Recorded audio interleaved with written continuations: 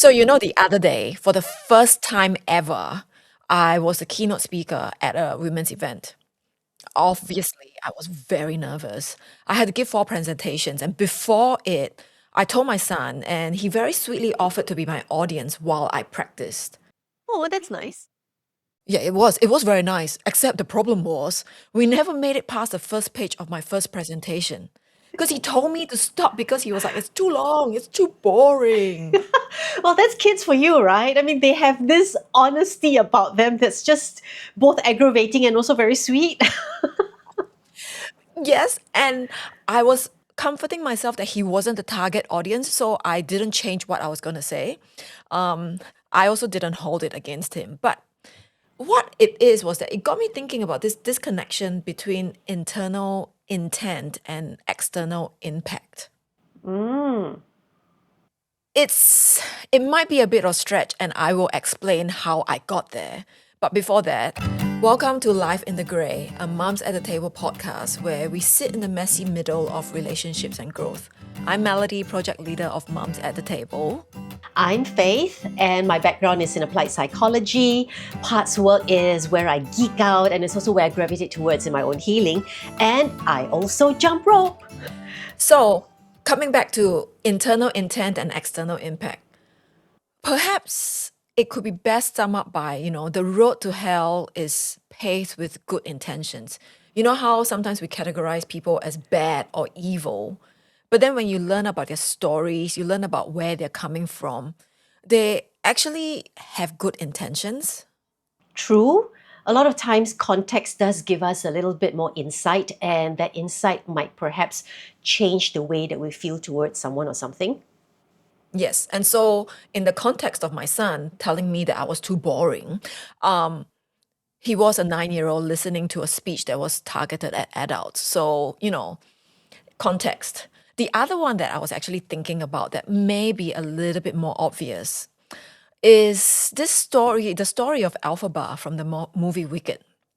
Mm. Basically, Alphaba is for those who don't know, Alphaba is the Wicked Witch of the West in The Wizard of Oz. In that story, Wizard of Oz, we know that the Wicked Witch is, well, wicked and evil. She's the main antagonist of the story. But then in the story Wicked, we get to see a different side of her origin story, so to speak. So this is a woman who's actually driven by animal rights or human rights, depending on how you see it. And she's an advocate for justice.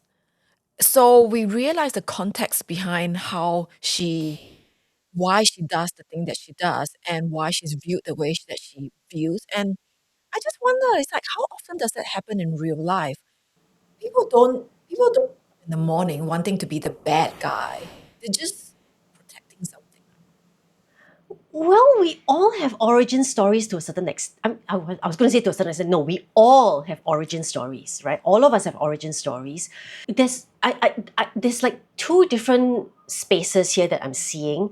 One is we're saying that when we try to protect ourselves, we are looking at ourselves and we see our reasons, we see our justifications, and then we have to grapple with the fact that maybe someone else, because they can't see it, they now paint us in their narrative as the villain. Yeah. Then the flip side is because we can't see someone else's context, someone else's origin story, someone else's justifications and reasons. Now it's our turn, because we don't have that information, to perhaps paint them as the villain if we're only looking at the actions that they are presenting in the moment, in the present. Yes. So the question then is, what does understanding the context behind the Intent. impact, right, mean for the person who has been hurt?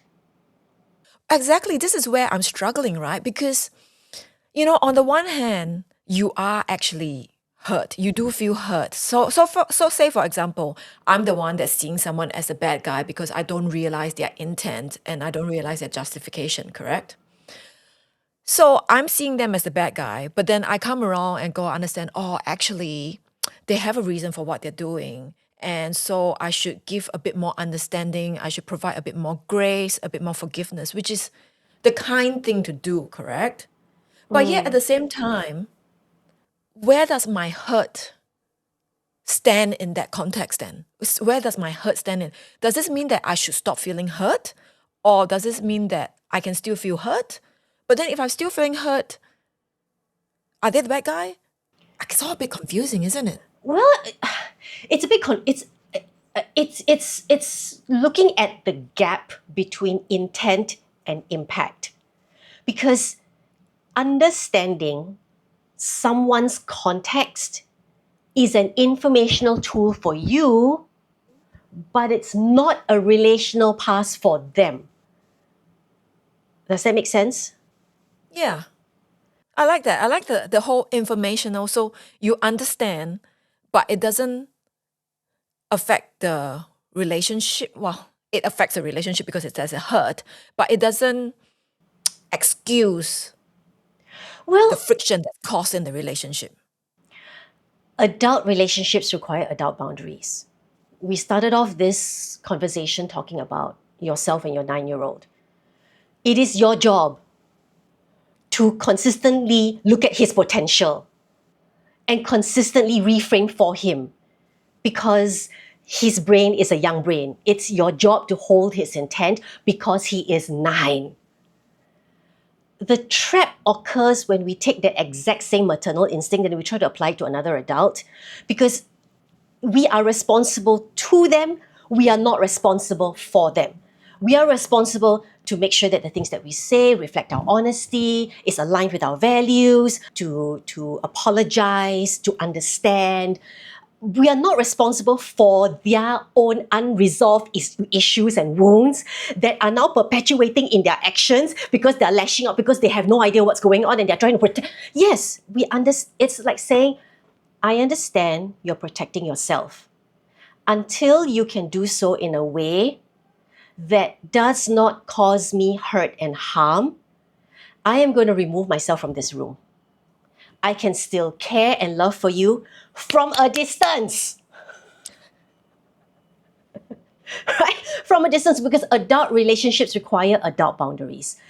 Because a child is still learning how to manage their impact, whereas a chronically careless adult does not need me to consistently audit their intentions. What they need is a firm boundary.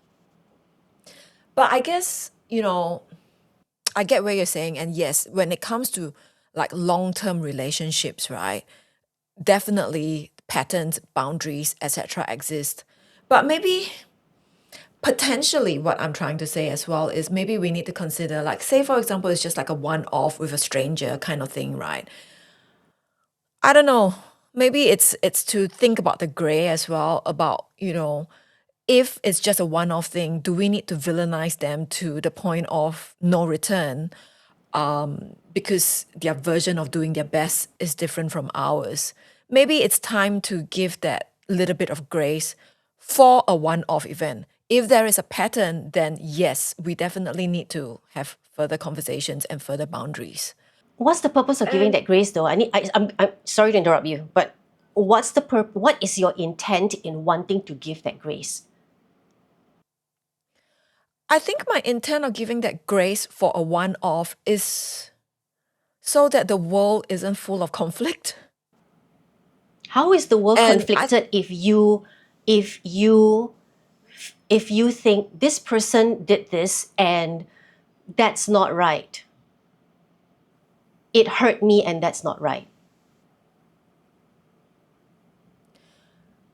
How does But that that's reduce requiring conflict? talking about it as well. So it's like, okay, so there's a difference, right? It's hurt me and it's not right, but I'm going to give them a chance and I'm going to have a talk to them about it and saying that, this has hurt me, what you've done, rather than going, "Rah!" snarling back and never talking to the person or punching the person in the face. Okay, so it's really about finding out what's aligned with your values, right? It comes down, and okay, I'm trying to really avoid being what's the word I'm looking for now? Prescriptive about this. Because there's so many different contexts here. I mean, if this were a real That's true. situation, I would That's ask you for true. more in-depth detail. But if we're talking about generics here, right, then to me, the intent matters. So does the impact. And I'm not as altruistic as you, lah. But the reason for understanding them better is simply so that we can move on with our lives. Yeah, potentially. We can just move on with our lives without holding on to a grudge. We can recognize that what they've done is not right.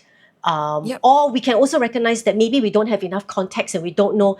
But at best, we stay at neutral. I'm just going to Yep. stay neutral.